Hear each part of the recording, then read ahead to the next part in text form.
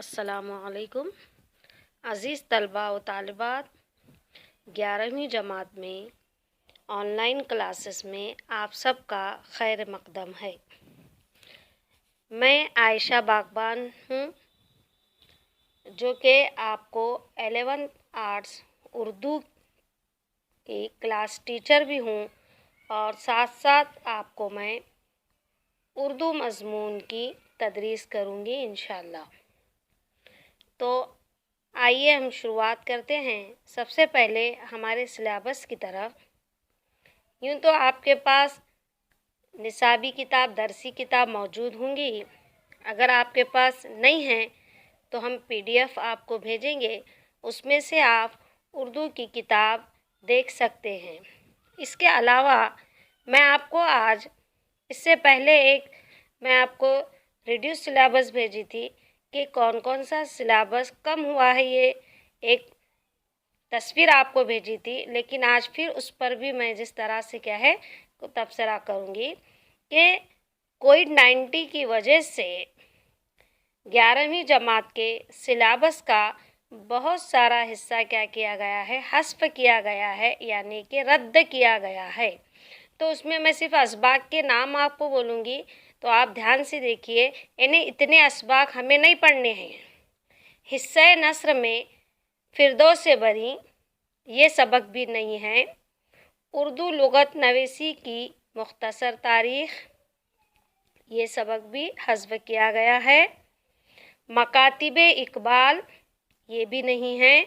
और प्रोफेसर गोपी चंद नारंग से रास्त गुफ्तगू, हिस्सा नस्र में ये 4 असबाक हमें पढ़ना नहीं है, इन्हें कम किया गया है।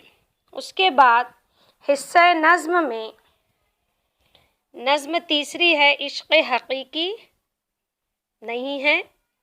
दरशान हमीदुद्दौला नहीं है। आदमियों के मेले में ये भी नहीं है। इस तरह से 3 नज़में नहीं हैं। और गज़लियात में तमाम गज़लें हैं, सिर्फ नूह नारवी और रऊफ़ खीर ये गज़लें नहीं पढ़ना है। इज़ाफ़ी मुतालिए में बेतरतीबी, उर्दू का ज़ब्त शुदा अदब और इतलाक़ी तहरीर में प्रूफ रीडिंग, तर्जुमा निगारी, इतना सिलेबस कम किया गया है। और बाकी के जितने भी असबाक हैं वो पूरे इंशाअल्लाह ताला जिस तरह से पढ़ाए जाएंगे और आपको भी पढ़ना है। तो चलिए हम सबसे पहला उर्दू का हिस्सा नस्र का पहला जो सबक है उसका नाम है दास्तान ताजुल मुलूक के पहुँचने की बकावली की सरजमीन में। सबक नंबर 1, सफ़ा नंबर 1। निहाल चंद लाहौरी का ये लिखा हुआ दास्तान है। अब इसमें दास्तान किसे कहते हैं ये सबसे पहला हम समझने की कोशिश करेंगे। दास्तान का मतलब होता है बहुत लंबी चौड़ी एकदम तवील कहानी, जिसमें कहानी में और कहानियाँ पोशीदा होती हैं। पहले कदीम ज़माने में दास्तान लिखी जाती थी। उर्दू में दास्तान गोई की इब्तिदा दक्कन से हुई। दक्कन में लिखी गई मुल्ला वजही की सबरस को उर्दू की पहली दास्तान तस्लीम किया गया है। दास्तान में किस्सा दर किस्सा कहानी आगे बढ़ती है, यानी कि कहानी का एंड बहुत लास्ट में होता है। ये कहानी में कहानी, किस्सा दर किस्सा कहानी बढ़ते ही जाती है, इसीलिए बोलते हैं ना दास्तान बहुत लंबी होती है। इसका हीरो देवियों, जिन्नों, परियों, जंगली जानवरों, समंदरी अफरियतों और जादूगरों का मुकाबला करते हुए कोह व बयाबान को तय करता है और अपनी मंजिल मकसूद तक पहुंचता है। यानी इसमें जो हीरो रहता है उसे बहुत सारी मुसीबतों का सामना करते हुए अपनी मंजिल तक पहुंचता है। ये इस तरह से दास्तान में लिखा जाता है, तो उसे दास्तान कहते हैं। हमारे मुल्क में दास्तान का रिवाज कब से हुआ देखिए। अंग्रेज़ों ने अपने मुलाजिमीन को उर्दू सिखाने के लिए 1800 में कलकत्ते का फोर्ट विलियम कॉलेज कायम किया। तो वहाँ के प्रिंसिपल डॉक्टर जॉन गिलक्रिस्ट ने मुंतखब अदीबों का तकर्रुर किया जो मुंशी कहलाते थे। जो अदीब थे वहाँ पे वो मुंशी वहाँ पे कहलाते थे।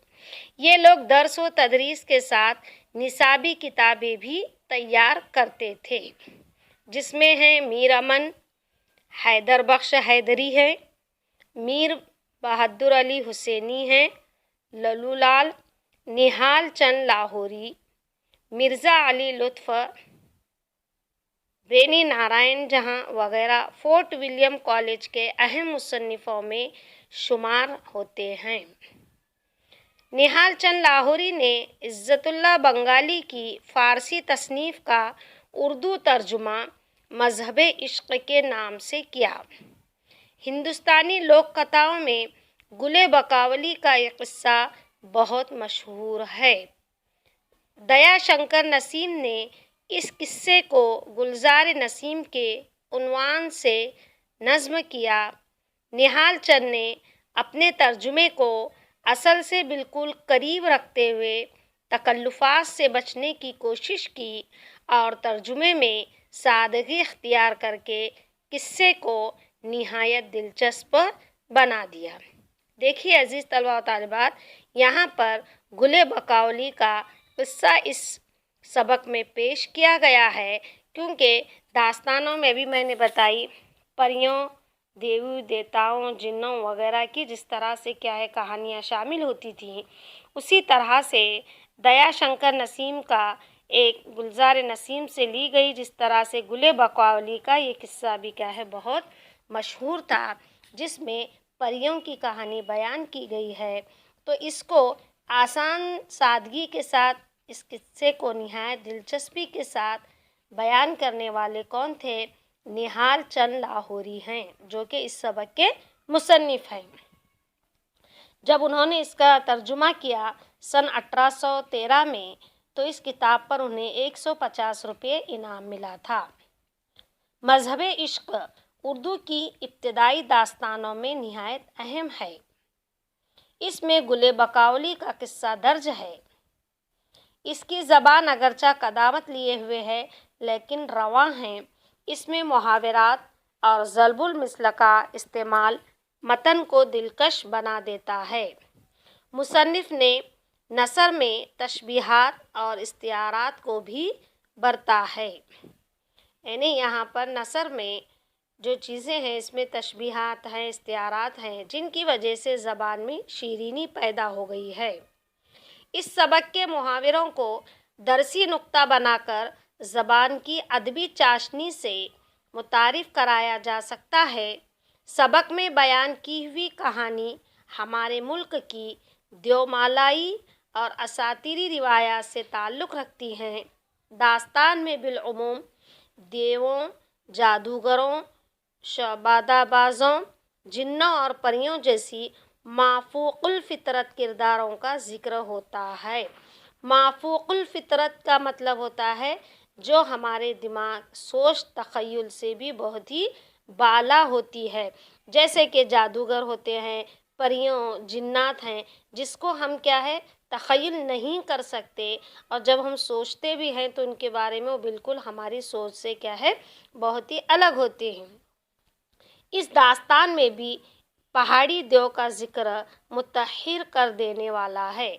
तो इसी तरह से आइए देखते हैं कि इस किस्से में क्या बताया गया है। थोड़ा सा निहाल चंद लाहौरी इस सबक के मुसन्निफ़ हैं, उनके बारे में मुख्तसर सी मालूमात इस तरह से है। देखिए, निहाल चंद लाहौरी के अजदाद का ताल्लुक़ दिल्ली से था। वो दिल्ली में पैदा हुए, लेकिन जॉन गिलक्रिस्ट ने इनका वतन 1200 बताया है। दिल्ली की तबाही के बाद निहाल चंद लाहौर चले गए, इसलिए लाहौरी कहलाए। 1802 में एक अंग्रेज़ अफसर की वसातत से उन्होंने फोर्ट विलियम कॉलेज कलकत्ता में मुलाजिमत इख्तियार की। उनकी तारीख पैदाइश और वफ़ात के मुतालिक वसूख से कुछ कहा नहीं जा सकता। ठीक है, तो आइए अब हम सबक की तरफ चलते हैं। इस सबक में एक शहज़ादा जिसका नाम है ताजुल मुलूक, ये शहज़ादा है जो कि बकावली को हासिल करने के लिए बहुत सारी तकालीफ़ का सामना उसे करना पड़ता है। बस उन्हीं तकालीफ़, उन्हीं रास्ते का उसका जो गुज़र होता है, वो तमाम मंज़र क्या है यहाँ पर पेश किया गया है। यूँ तो आप गुले बकावली के किस्सा आपने सुना होगा कि ये एक फ़र्ज़ी कहानी है जो कि परियों पर मुनहसर है, और इस तरह से क्या है वो बकावली को हासिल करने के लिए बादशाह का बेटा ताजुल मुल्क बड़ी मेहनत और मशक्क़त करके उसके पास पहुंचने की कोशिश करता है। इसके अलावा यहाँ पर उसे बकावली से इश्क होता है, और इसी तरह से क्या है यहाँ इस किस्से में इंसान को परियों से किस तरह से मोहब्बत होती है और परियों को इंसानी सूरत में किस तरह से बताया जाता है। एक एक फ़र्ज़ी परियों की कहानी इसमें बतलाई गई है। लेकिन हमें इस सबक में जिस तरह से क्या है जो तशबीहात हैं, इस्तिआरात दिए गए हैं, और इसके साथ साथ मुहावरे, ज़रबुल मिसल हैं, तो इन चीज़ों की तरफ क्या है हमें ज़्यादा तवज्जो देने की ज़रूरत है। पूरा गुले बकौली का दास्तान तो इसमें नहीं है, सिर्फ हमें जिस तरह से क्या है उस दौर की दास्तान की इब्तिदाई उर्दू का तारुफ क्या है इसमें पेश किया गया है। सबक की हम शुरुआत करते हैं। रावी शीरीन ज़बान ये दास्तान यूँ बयान करता है। रावी शीरीन ज़बान ने मीठी ज़बान से कहने वाला, रावी कहने वाला, रावी का मतलब कहने वाला, ये दास्तान इस तरह से बयान करता है कि ताजुल मुलूक ने ठाठ कलंदराना किया और चेहरे पर राख मल, फिर खुदा का नाम लेकर चल निकला।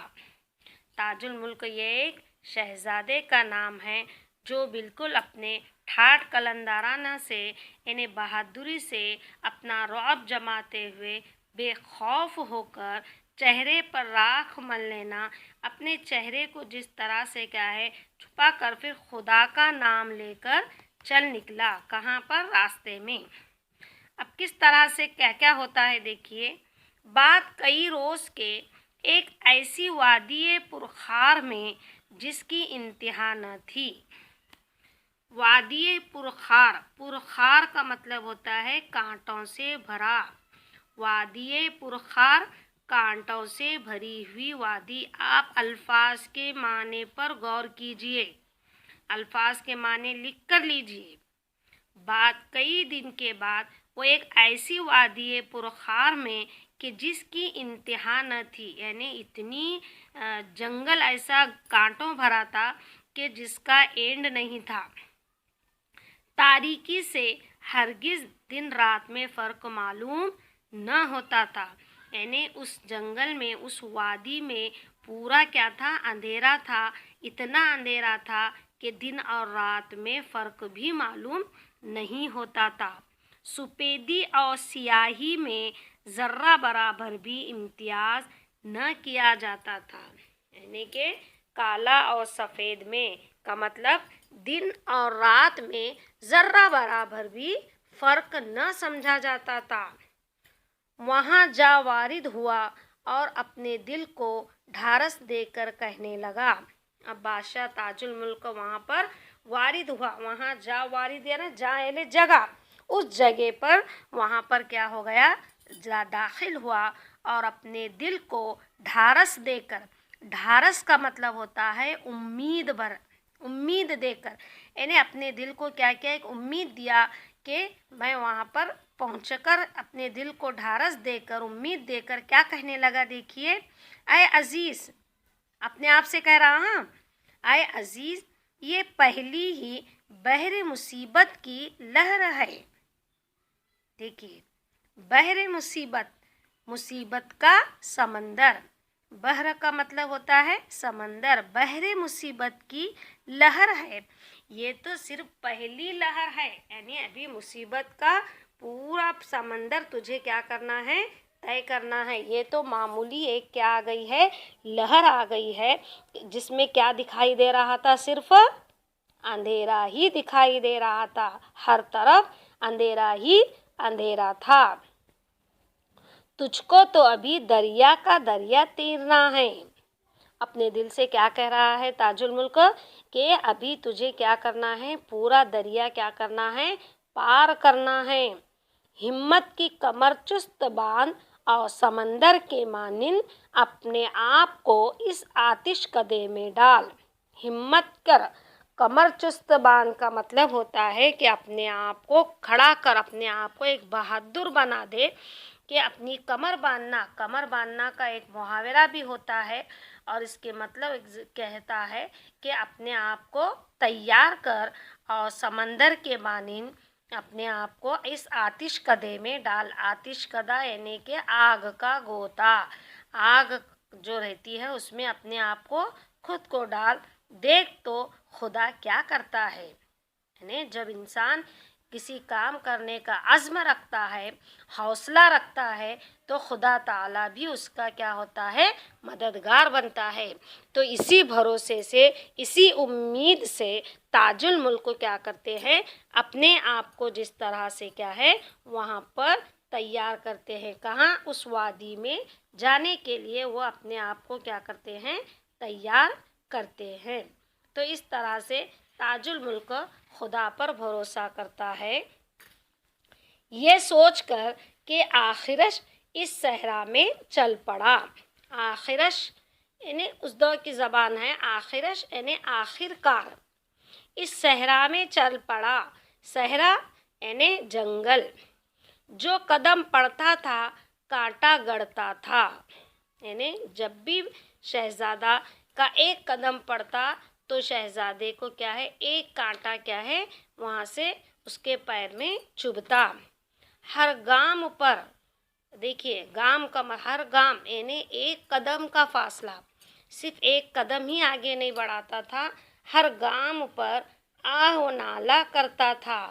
आह नाला करना यानी रोना, आह नाला करना कहते हैं। आह यानी जिस तरह से क्या है, जब कोई तकलीफ़ होती है, दर्द होता है, तो हमारे दिल से एक किस्म की कराहत निकलती है, आह बोल के।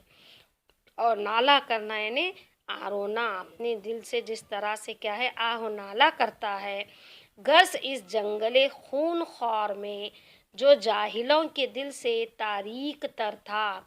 अब ऐसा जंगले खून ख्वार यानी जहाँ पर खून पीने वाले लोग थे, उस जंगल में जाहिलों के दिल से तारीक था। बिल्कुल यहाँ के लोग कैसे थे, बिल्कुल भी जाहिल थे, और उनका दिल से जिस तरह से क्या है बहुत ही अंधेरा था।